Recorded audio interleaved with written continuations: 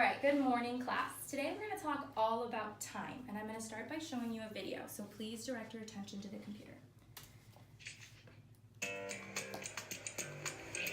have time? I have all the time in the world. Greenwich Mean Time, Eastern, Pacific, Mountain, and Central. What's your pleasure? I just want to know what time it is now. Now? Where? Tokyo or London? Here and now.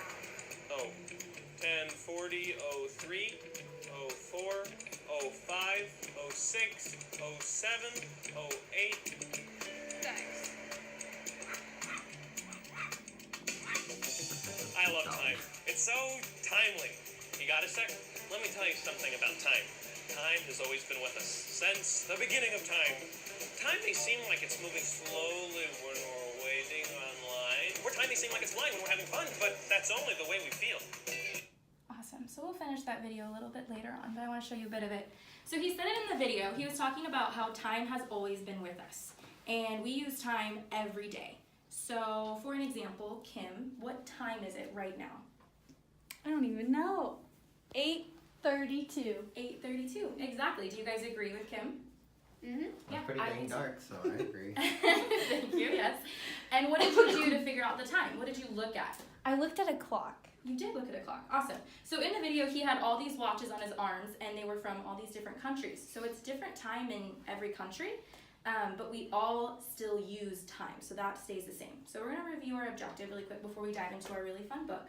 So Michael, can I have you read the objective for the class? Students will be able to understand the importance of telling time as seen in the book About Time, a first look at time and clocks by completing a T-chart worksheet. Thanks, Michael. Okay, so just because I want you guys to repeat it again, we're going to read it as a class together, okay? Students will be able to understand the importance of telling time as seen in the book About Time, a first look at time and clocks by completing a T-chart worksheet. Awesome. So I wanted to review this before we get into the book so you guys know that we're going to be doing by the end of the day. So we're going to read a little bit, just the first couple pages today, and we're going to talk about the basics of telling time and how our ancient ancestors used to tell time. And then by the end of the day, we're going to start working on a worksheet together, and it's going to be all about things that we use to tell time and reasons we need to tell time. So what is a reason, before we start reading, that we would need to be able to tell what time it is? When to submit assignments. When to submit assignments, that's awesome. Do you have something to add to it? When to be somewhere. When to be somewhere. What about when to wake up in the morning? It's really early. Sounds like... This alarm is there for a reason. All right, so we're going to get into the book, starting on page 1. So please pay attention. All right, it says time. Time to read a book, time to wash dishes, time to do this or that. We look at the clock and know that we have 5 minutes left to sleep or to catch the bus. We know that the things called events happen as those minutes tick by. And when the clock has moved, say, by 5 minutes, we know that time has passed because the events of those minutes are now just a memory. So I'm going to stop there really quick. I want you guys to think about, what is a memory? I think we've all heard of this word before. So I'm going to have you guys share with your shoulder partner about what you think a memory is, or even a memory that you can think of, a specific memory.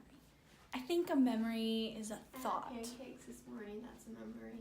A I don't memory remember is what I had for something breakfast. that you remember Oh, I that's get work. happened. That's Yeah. Press that. Awesome. So I really liked what you guys shared. I like what you said, Michael. Can you share that with the class for us? I don't remember what I had this morning for breakfast. And But I that's a was- memory? Yeah. Yeah? Okay, what makes it a memory? It happened in the past. Thank you, Taylor, for helping your classmates. Love it. All right, let's get back to the book.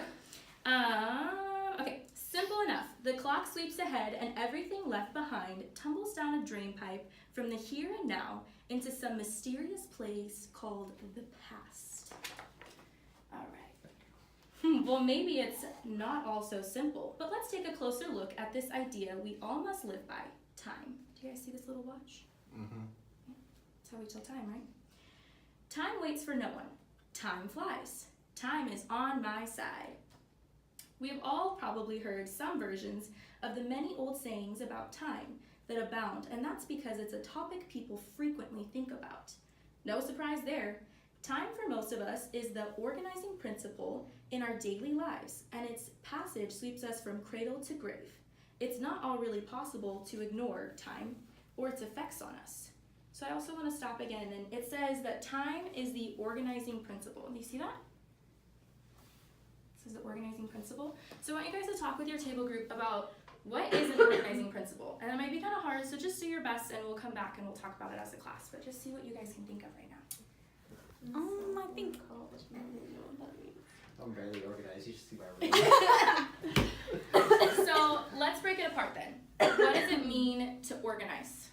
To clean. To be neat. Yeah. Clean, To to be sort neat. things. To sort, I like that. So to put things in order. And it says it's a principle. So it's an organizing principle. So it's the way that we put our daily lives and everything that we do in our life in an order, and we give it a number or a time. So how do we define time? So we can begin by saying the time is what is measured by a regular or standard interval, a second, a minute, an hour. For example, that is chimed, ticked, beeped, or in some way displayed by a time measuring device called a clock. And people have always used some kind of clock. Our ancient ancestors relied on the sun for the daily timekeeping. For them, it was either nighttime, daytime, and when the sun was directly overhead, it was midday or noontime. So, I want everyone to stand up. We're gonna have a little fun. We're gonna get the blood flowing because we've been reading a lot.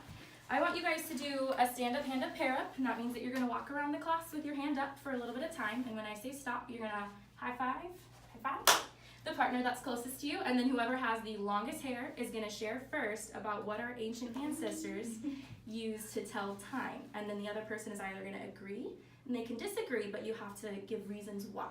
So go ahead and start. Walk around the class. Oh. Woo. Oh, you can keep going. Wait, oh, we keep going? Yeah, keep going. I haven't stopped you yet. Okay, stop. Oh. High five your partner, and whoever has the longest hair, I want you guys to share what our ancient ancestors did to tell time. Does my braid hair count? I think you have the longest. Our Stop ancient pointing at ancestors me. Stop. used sundial. Think. The sun. I agree. I think that they used the sun because they knew that when the sun was out that it was during the day, and then when the sun went down then it was nighttime. Very, very good. I like that. Okay, everyone can take a seat again. Good job, guys. So like what you guys were talking about, you were saying that they use the sun, right? And so when the sun is out, it's called what, Michael? Daytime. Daytime. She's always helping you. Okay. I'm the best. He's good, he's good. And when the moon is out, what is that called when the moon is out? Nighttime. Nighttime, exactly. Okay, so now we're going to read about 3 different increments of time. So we have a day, a month, and a year. Which one do you think is longest, Kim? A year. A year, good job. And the shortest, Michael? A day. Awesome. Okay, so we're going to first talk about the day.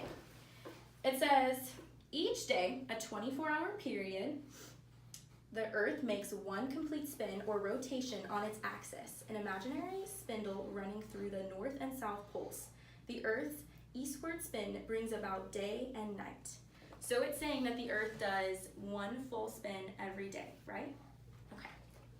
So the month. The moon completes a revolution around the Earth every 29 and a half days. So now it's saying that the moon is going to be circling the Earth every single month, which is 29 and a half days, right? The year, each year, 365 and 1/4 days. We'll learn about that 1/4 later, don't worry. The Earth completes a revolution around the sun, causing the seasons because the Earth's axis is tilted. The hemisphere tilted toward the sun is often warmer, and the hemisphere tilted away is much cooler. So we're going to review that really quick. So I want everyone to stand up again, and we're going to pretend that we're the Earth, and it's been one full day. And the Earth does a rotation every day. So if you were the Earth and it's been a day, what would you do? You'd spin around, right? Good. Awesome. Perfect. So it's been one full day. So Kim, can you show the whole class what a day looks like if you're the Earth? Exactly, with grace. We love that. Okay, awesome. And then now if it's been a month, it's saying that the moon goes around the Earth, right? So let's pretend you're the moon and it's been a month and I'm the Earth. What would happen? Perfect. Exactly. Okay, so we're not going to do the year, but you guys get it. You guys can take a seat again. And that's it.